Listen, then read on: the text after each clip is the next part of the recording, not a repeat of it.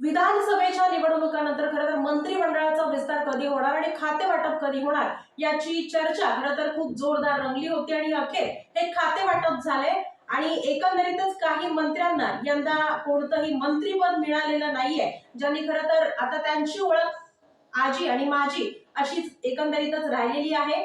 पण एकंदरीतच या महायुतीच्या शिवसेनेमध्ये एका नेत्यानं या मंत्रिपदासाठी बंड पुकारलंय आणि त्यांनी आपल्या सोशल मीडियावरून चक्क धनुष्यबाणाचं चिन्ह सुद्धा हटवलंय. नेमकं हे का, कशासाठी घडलेलं आहे पाहूया. महायुती सरकारचा बहुचर्चित मंत्रिमंडळ विस्तार रविवारी झाला. 39 नेत्यांनी मंत्रिपदाची शपथ घेतली. 33 कॅबिनेट मंत्री आणि 6 राज्यमंत्र्यांचा यामध्ये समावेश आहे. मंत्रिपदाची शपथ घेतलेल्या नेत्यांमध्ये भाजपचे 19, शिवसेनेचे 11 आणि अजित पवार गटाच्या 9 जणांचा समावेश आहे. महायुती सरकारमधील मंत्रिमंडळामध्ये संधी मिळाली नसल्यानं भाजप, राष्ट्रवादीसह शिवसेनेचे अनेक आमदार नाराज झालेत. त्यामुळे महायुतीमध्ये आता नाराजी नाट्य सुरू आहे. मंत्रिपद न मिळाल्यानं बडा नेत्यांनी शिवसेना नेतृत्वावर नाराजी व्यक्त केली आहे. आमदार तानाजी सावंत यांनी मुख्यमंत्री एकनाथ शिंदे यांना अप्रत्यक्षरित्या बंडाचा इशारा दिलाय. तानाजी सावंत यांनी त्यांच्या सर्व सोशल मीडिया अकाउंटवर मोठा बदल केलाय.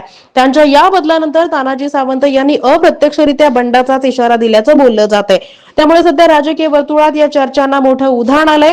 तानाजी सावंत यांनी त्यांच्या अधिकृत फेसबुकसह सर्व सोशल मीडिया अकाउंटवर मोठा बदल केलाय. नाराजी असलेल्या तानाजी सावंत यांनी काही तासापूर्वी त्यांचे फेसबुक प्रोफाईलही बदललंय. तसेच त्यांनी कव्हर इमेजही बदलली आहे. त्यांनी धनुष्यबाणाचे चिन्ह यातून हटवलंय. विशेष म्हणजे धनुष्यबाण हटवत त्यांनी बाळासाहेब ठाकरे यांचा फोटो लावलाय. त्यावर शिवसैनिक असं नमूद केलंय. तानाजी सावंत यांनी सोशल मीडियावर केलेल्या या बदलामुळे ते नेमके काय भूमिका घेणार आहेत याकडे संपूर्ण राज्याचं लक्ष लागलंय. तानाजी सावंत यांच्या नाराजी नाट्यामुळे उपमुख्यमंत्री एकनाथ शिंदे यांच्या डोकेदुखीमध्ये मात्र आणखी वाढ होणार आहे.